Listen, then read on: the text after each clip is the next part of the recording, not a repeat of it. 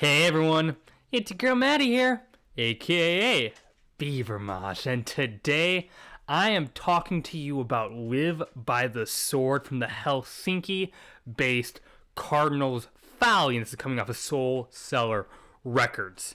And Cardinals Folly plays this particularly insidious doom metal. It's dark, it's evil, and it just sucks you into this malevolent atmosphere. This band has a very modern approach to the classic trad doom sound, but it's clearly their take on it.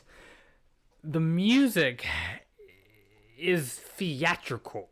It's dramatic, but it's also presented with this very sarcastic and tongue-in-cheek tone, and the riffs and the rhythms that they provide that with are so compelling.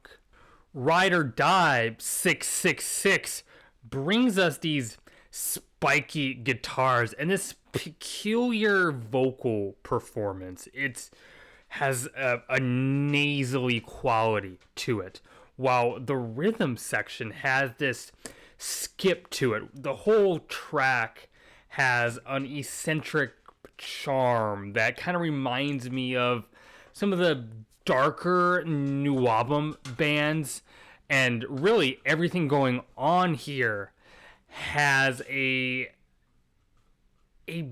bit of a snotty approach to it. There's this squealing, druggy guitar solo that is played over these dramatic shuffled patterns, all put together for this exaggerated, pronounced theatrical effect. And the guitar tone itself, it's this nasty crunch that attaches itself to these slow humming riffs. It's all very hallucinatory. This record definitely has a unique mood. I mean, take, for example, the very coughed up, witchy pronunciation of blood towards the end of the track. These flickering, spiraling licks on Luciferian present a very welcome melodic side to the band's instrumentals. And once again, the vocals. Here, it's like they're part of a medieval play. Very decorated, very performative, but quite catchy as well. It feels like the vocals here wouldn't be too out of place in, say, a 70s punk rock record, just a bit more gothy and romantic. And they just continue on with their very infectious rhythms. For a doom metal record, this has some interesting grooves to it. The leads are baked with this dark emotion throughout. You can tell that they really honed into the composition of these. On Priesthood of Darkness, we get a good taste of this interesting phasing sound on these slow, buzzing riffs. I think it's, in my mind, a huge part of this album's distinct tone and atmosphere. The vocal phrasing here is very colorful. Like on the chorus, we get this grunted priesthood, immediately followed by this melismatic ahs.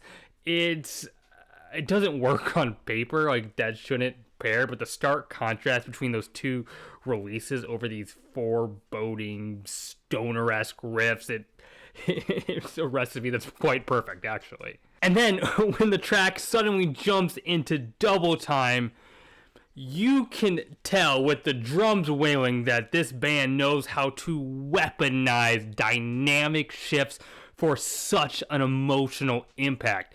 I also want to talk about these aggressive bends being played with such a nastiness. It's such a nice little touch that they do here. Innsmouth royalty seems to bump up the heaviness, show that the band can really do that. The bass is really digging in for this dark, muddy, intense drone, while the vocals even introduce some short death growls as well for good measure.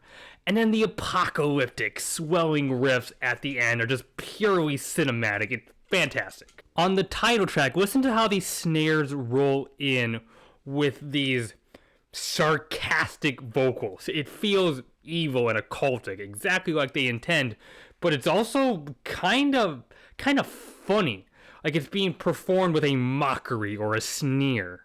The punk elements that I mentioned earlier are still very, very present, but not like hardcore like a lot of metal bands borrow from. More like that early Buzzcocks or the Damned sound. It's all adopted for a really sweet veneer on this record. And then there are these reverb heavy swirling guitars that are so hypnotic you are going to feel like you left Earth for a second.